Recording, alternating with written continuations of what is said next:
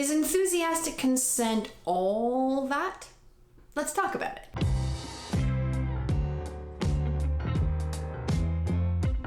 Hi, I'm Nadine Thornhill, sexuality educator. A lot of us in the sex positive space talk about enthusiastic consent. Basically, it's the idea that sexual consent isn't just about hearing a yes.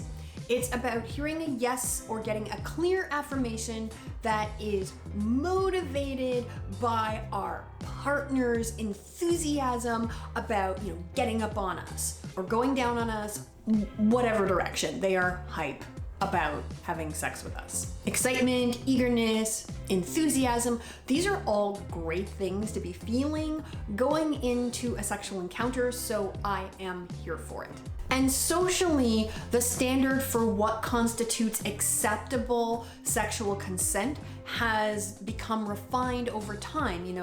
When I was growing up, it was no means no. And then that evolved to only yes means yes. Now we are at this place where the idea of enthusiastic consent is very, very popular. And to be clear, very much on board with people feeling enthusiastic when they consent to sex.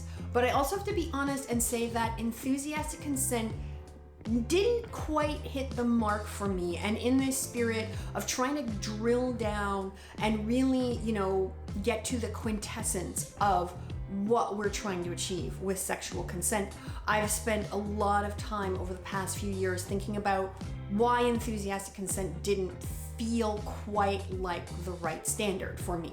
One thing I realized about a lot of the rhetoric around consent, the no means no, only yes means yes, enthusiastic consent, was a real desire to try and simplify consent and what it means. I could unpack the reasons why I think that is. I'm not going to do that right now. But I will say that I personally do not believe that consent is always as simple as yeah, I really want to do it, or no, don't want to do it. Yes, people can want to have sex and be thrilled about it, and love that for folks. Folks can also want to have sex and feel nervous or awkward or uncomfortable. Folks may want to try something sexual, but not be 100% sure about how they will feel during the experience. Folks can want to have sex even though they themselves are not super into it, but they are motivated by a sincere and generous desire to provide sexual pleasure for a partner. Sometimes folks who are trying to conceive have some mechanical, decidedly unenthusiastic consent that is still completely consensual because what they want is to make a baby. There are also people who freely choose to do sex work who consent to sex based on a business transaction. On the flip side, I will also point out that it is possible to be enthusiastic about sex with someone based on false pretenses. For example, if I am stoked to have sex with you because you've told me that you're in love with me, or you've told me that you are committed to this relationship, or the opposite, you've told me that hey, this is just a casual, fun thing. You've told me that you're a certain age, or you've told me that you have a certain job, or you have a certain amount of money, whatever it is. If that information is part of what is contributing to my enthusiasm, and it turns out that what you've told me is a lie, that is not consensual sex. So what do I consider real or true sexual consent? I think that real consent happens when everybody involved in a sexual encounter has agreed to having the kind of sex that they want to be having.